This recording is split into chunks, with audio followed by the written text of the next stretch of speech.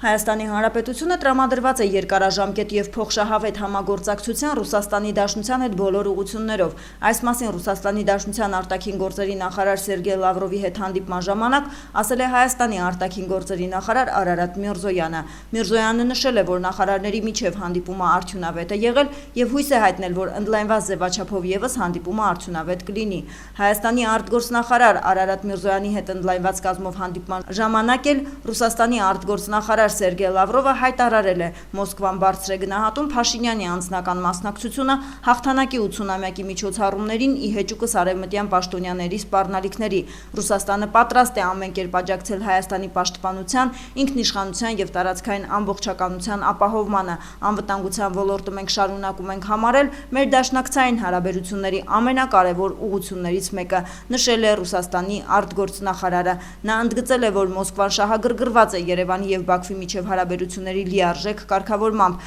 Ռուսաստանի Դաշնության արտգործնախարարն ընդգծել է նաև, թե Ռուսաստանը շահագրգռված է, որ Հայաստանը ակտիվորեն ներգրավի Շանհայյան համագործակցության կազմակերպության և BRICS-ի ներքո ընթացող հեռանկարային գործընթացներին։ Ռուսաստանի Դաշնությունը պատրաստակամ է ապագայում ևս աջակցել Երևանին և Բաքվին հասնելու լիարժեք խաղաղության, կնքելով խաղաղության պայմանագիր, ապա շրջափակելով տրանսպորտային ենթակառուցվածքները և սահմանազատելով պետական սահմանը։ Երևանում հայտարարել է Ռուսաստանի Դաշնության արտգործնախարարը։ Նա նշել է, որ այս գործընթացների կուռ հիմքը եռակողմ պայմանավորվածությունների համաձայնագիրն է, որը ստորագրվել է 2020 և 2022 թվականներին։ Մենք տեսնում ենք, որ ոչ փոքր ներուժ կա տարածաշրջանային գործակցության 3 գումարած 3 ձևաչափով։ Հիմա մենք քննարկում ենք նախարարական 3-րդ քննարկումը Թեհրանում, Ստամբուլի արդյունքներով։ Մենք հնարավորություն ունենք որոշակի լավատեսություն ունենալու այս հարթակի մասով։ Գոհ ենք բանակցությունների արդյունքից։ Խոսեցինք շատ անկեղծ, թաքցնելով հուզական դիրքորոշումների առանձնահատկությունները, հավելել է Լավրովը։ Այսօր կայացել է Հայաստանի արտաքին գործերի նախարարության և Ռուսաստանի Դաշնության արտգործնախարարության 2025-ից 26 թվականների խորհրդատվությունների պլանի ստորագրման հանդիսավոր արարողությունը։ Փաստաթուղթը ստորագրել են Հայաստանի և Ռուսաստանի Դաշնության արտգործնախարարները Արարատ Միրզոյանը և Սերգեյ Լավրովը։ Հիշեցնենք, որ ռուսաստանյան նախարարը աշխատանքային այցով գտնվում է Հայաստանում։ Փաստաթղթի ստորագրումից հետո տեղի է ունեցել նաև համատեղ ասուլիս։ Հայաստանի Հանրապետությունը Եվրամիության անդամակցության հայտ չի ներկայացրել, այս ուղղությամբ բանակցություններ չեն վարվում և ըստ այդմ այդ հարցի վերաբերյալ ոչ մի դատողություն չեմ կարող ներկայացնել։ Այս մասին պատասխանելով լրագրողի այն հարցին, թե պաշտոնական Երևանն առնվազն մեդիա մակարդակում հայտարարում է Եվրամիության տնտեսական ինտեգրման կուրս է որդեգրել, Հայաստանի Հանրապետությունը ինչպես է պատրաստվում Եվրամիությանը անդամակցել, համեմատել է ԵԱՏՄ-ի հետ, ասել է արտաքին գործերի նախարար Արարատ Միրզոյանը։ Ռուսաստանի արտգործնախարար Սերգեյ Լավրովը Հայաստանի Հանրապետություն իր աշխատանքային այցը սկսել է Մայր Հայաստան հուշարձանի համարկրակի մոտ ծաղկեպսակ դնելով։ Լավրովը և պատվիրակության անդամները հարգանքի տուրք են մատուցել հայրենական մեծ պատերազմի հերոսների հիշատակին։ Արտաքին գործերի նախարար Արարատ Միրզոյանը հեռախոսազրույց է ունեցել Արաբական Միացյալ Էմիրությունների փոխվարչապետ արտաքին գործերի նախարար Շեյխ Աբդալլահ բին Զայեդ Ալ Նահյանի հետ։ Զրուցակիցները քննարկել են բարձր մակարդակում քաղաքական երկխոսության և երկկողմ գործընկերության ընդլայնման ուղղությամբ իրականացվող քայլերը։ Նախարար Միրզոյանը ընդգծել է Հայաստանի և Արաբական Միացյալ Էմիրությունների միջև համագործակցության զարգացման նշանակալի ներուժը և դրա իրացման նպատակով Հայաստանի կողմից առաջարկվող տեսլականը։ Անդրադարձ է կատարվել առաջիկա ծրագրերին։ Հայաստանի և ԱՄԷ-ի արտաքին գործերի նախարարները անդրադարձ են կատարել Հայաստանի և Ադրբեջանի միջև հարաբերությունների կարգավորման գործընթացին։ Այս համատեքստում նախարար Միրզոյանը ներկայացրել է վերջին զարգացումները, ընդգծելով Հայաստանի և Ադրբեջանի միջև խաղաղության պայմանագրի կնքման կարևորությունը տարածաշրջանային խաղաղության հաստատման համատեքստում, տեղեկացնում են արտգործնախարարությունից։ Իրանի պաշտպանության նախարար Ազիզ Նասիր Զադեն տարածաշրջանային սահմանների տարածքային ամբողջականության և կայունության ապահովումն անվանել է Թեհրանի քաղաքականության անփոփոխ սկզբունքներից մեկը, հաղորդում է Մեհր գործակալությունը։ Հայաստանի պաշտպանության նախարար Սուրեն Պապիկյանի հետ հանդիպմանը իրանցի պաշտոնյան ընդգծել է երկու երկրների հարաբերությունների ռազմավարական կարևորությունը և հայտարարել, որ Հայաստանը հատուկ տեղ է գրավում Իրանի հարևանության քաղաքականության մեջ։ Նա տարածաշրջանային սահմանների տարածքային ամբողջականության եւ կայունության պահպանումն անվանել է Իրանի քաղաքականության անփոփոխ սկզբունքներից մեկը։ Իրանի նախարարը հայտարարել է, որ Իրանի եւ Հայաստանի միջև սահմանը երկու երկրների միջև հաղորդակցության պատմական աղբյուր է եւ Թեհրանը թույլ չի տա որևէ ոտնձգություն այդ սահմանի նկատմամբ։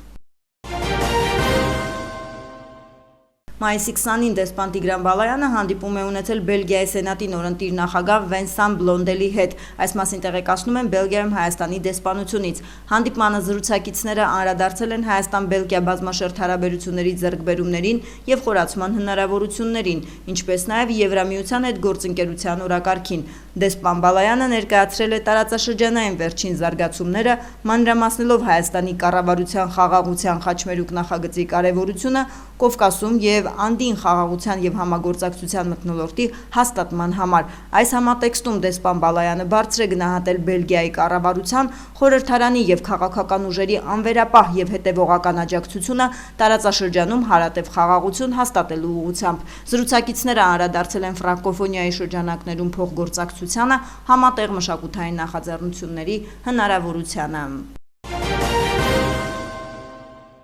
Կոտայքի մարզպետ Ահարոն Սահակյանի հանձնարարությամբ մարզպետի աշխատակազմի քաղաքաշինության, հողաշինության եւ ենթակառուցվածքների կառավարման վարչության մասնագետները վարչության պետ Հրաչյա Վարդանյանի գլխավորությամբ պարբերաբար շրջայցեր են իրականացնում մարզի համայնքներ տեղում դիտարկելու պետական բյուջեով եւ սուբվենցիոն ծրագրերով իրականացվող աշխատանքների ընթացքը, շինարարների եւ պատասխանատուների հետ քննարկելու շինաշխատանքների ընթացքին վերաբերող հարցեր։ Այս պահին 2022 թվականի սուբվենցիոն ծրագրերից ընթացքի մեջ են 4, 2023 թվականի ծրագրերից 3-ը, 2024 թվականի ծրագրերից շուրջ 21-ը։ Բոլոր համայնքներում կարևորվում է որակյալ աշխատանքների իրականացումը եւ սահմանված ժամկետների խստիվ պահպանումը, փոխանցում են Կոտայքի մարզպետի աշխատակազմից։ Եվս մեկ անգամ ողջունում ենք բոլորիդ եւ շնորհակալություն ենք հայտնում այսօրվա մեր հերթական առցանց հանդիպմանը միանալու համար։ Պետական եկամուտների կոմիտեն ԻՄԱՐԿ ընկերության հետ համատեղ տնտեսվարողների հետ կազմակերպել է առցանց քննարկում նույնականացման միջոցներով ապրանքների պարտադիր դրոշմավորման գործընթացի վերաբերյալ։ Օրենսդրական կարգավորումներից միջև գործնական կիրառում եւ վարչարարություն։ Քննարկման առցանց օրակարգը բավականին ընդգրկուն է։ Այս պահին տնտեսվարողներին շատ ավելի հետաքրքրում է արդեն իսկ ընդունված օրենսդրական նախաձեռնությունների շրջանակներում իրենց կողմից իրականացվող քայլերը, թե ինչպես են օրինակ մասնատվող ապրանքների դեպքում իրականացնելու իրենց գործողությունները, ինչպես են ճիշտ սկանավորում իրականացնելու, ինչ վարչարարություն է այս պահին ՊԵԿ-ը իրականացնում եւ այլն։ 100-ից ավել տնտեսվարողների հետ քննարկվում է, ներկայացվում են տվյալ հարցի եւ խնդիրների լուծումները, լսվում են այդ հարցի շուրջ բազմակողմանի խնդիրներ։ Առցանց քննարկմանը նախ ներկայացվել է նույնականացման միջոցներով ապրանքների դրոշմավորումը համակարգում գրանցելու, պարտադիր դաշտերը լրացնելու հաջորդականությունը եւ համակարգից օգտվելու առանձնահատկությունները։ Հաջորդել է ինտերակտիվ հարց ու պատասխանը, որի ընթացքում կարճ ժամանակում բիզնեսը հնարավորություն է ստանում պարզաբանումներ ստանալ անմիջապես պատասխանատուներից։ Ստացել ենք միայն 100 կիլոգրամանոց պարկ, ծախ վաճառում ենք 1-2 եւ այլ կիլոգրամներ։ Այդ պարկի վրա թվառը ինչ ենք անում։ Մասնատվող ապրանքների դեպքում այս պահին համակարգն այնպիսին է, որ դուք կարող եք ցանկացած փուլում սկանավորել եւ ելքանել ապրանքը, բայց մենք առաջիկայում նախատեսում ենք տեղեկատվական հավելված ունենալ, տեղեկատվական կտրոն, այսպիսի անվանումով լրացուցիչ կտրոն ունենալ, որով դուք կկարողանաք այս մասնատվող ապրանքների դեպքում ելքագրումն իրականացնել։ ՊԵԿ մասնագետները տնտեսվարողներին տեղեկացրել են նաև նույնականացման միջոցներով ապրանքների պարտադիր դրոշմավորման ժամկետների հետաձգման կոմիտեի նախաձեռնության մասին։ Հաշվի առնելով դրոշմավորման նոր համակարգի ներդրման հետ կապված աշխատանքների ծավալն ու տնտեսվարողների կողմից բիզնես գործընթացների համապատասխանեցման համար անհրաժեշտ ռեսուրսներն ու ժամկետները, հաջորդ խումբ ապրանքների դրոշմավորումը նախատեսվում է իրականացնել 2026 թվականի հունվարի 1-ից, 2025 թվականի հունիսի 1-ի եւ սեպտեմբերի 1-ի փոխարեն։ Սակայն տնտեսվարողները իրենց ցանկությամբ դրոշմավորման համար սահմանված պարտադիր ժամկետից շուտ եւս կարող են անցնել դրոշմավորման նոր համակարգին։ Պետական եկամուտների կոմիտեն այլ նախաձեռնություն եւս ունի։ Նախատեսվում է դրոշմավորման ծրագրերի վերաբերյալ տեղեկատվության ձևաչափում ներառել նաեւ ապրանքների տեղեկատվության հայաֆիկացումը։ Ներմուծման ժամանակ տնտեսվարողները այդ հայերեն թարգմանությունը, բաղադրությունը տվյալ ապրանքի ներառում էին թղթային կրիչի միջոցով անմիջապես ապրանքի վրա։ Երբեմն դա վնասված էր լինում, երբեմն այդքան էլ ընթեռնելի չէր լինում մինչև հասնում էր քաղաքացիներին։ Այս պահին արդեն ունենք հնարավորություն հայաֆիկացման պիտակների ողջ տեղեկատվությունը ներառել նույնականացման միջոցներում։ Օրենսդրական նոր փոփոխությունների վերաբերյալ կոմիտեն արդեն իսկ ծանուցումներ է ուղարկել տնտեսվարողներին։ Իրազեկման միջոցառումների շրջանակում առցանց ձևաչափով քննարկումներն իրականացվում են ամեն շաբաթ։ Մայիսի 15-ին Եղիշե Չարենցի անվան թիվ 5 հիմնական դպրոցի 8-րդ դասարանի աշակերտները տնօրինության եւ ուսուցչական կազմի ուղեկցությամբ մասնագիտական կողմնորոշում առարկայի շրջանակում ճանաչողական այց են կատարել համայնքային ոստիկանության Չարենցավանի բաժին։ Այցի նպատակն էր աշակերտներին հանգամանալից ծանոթացնել համայնքային ոստիկանների եւ պարեկների ծառայության առանձնահատկություններին։ Աշակերտները շրջել են բաժնում, ծանոթացել աշխատանքային պայմաններին եւ անմիջական շփում ունեցել ոստիկանների հետ։ Այցի շրջանակներում տեղի է ունեցել քննարկում, դպրոցականները հնչեցրել են իրենց հետաքրքրող տարաբնույթ հարցեր, ինչպես ոստիկանության առօրյա գործունեության, այնպես էլ իրավապահ համակարգում կարիերա կառուցելու հնարավորությունների եւ պահանջների վերաբերյալ։ Այցը ոգևորիչ է եղել հատկապես այն աշակերտների շրջանում, որոնք հետաքրքրված են իրավապահ գործունեությամբ եւ ցանկություն ունեն հետագայում ծառայելու ոստիկանությունում։ Նմանօրինակ հանդիպումները նպաստում են աշակերտների մասնագիտական կողմնորոշմանը, իրավագիտակցության բարձրացմանը եւ ոստիկանություն հասարակություն կապի ամրապնդմանը։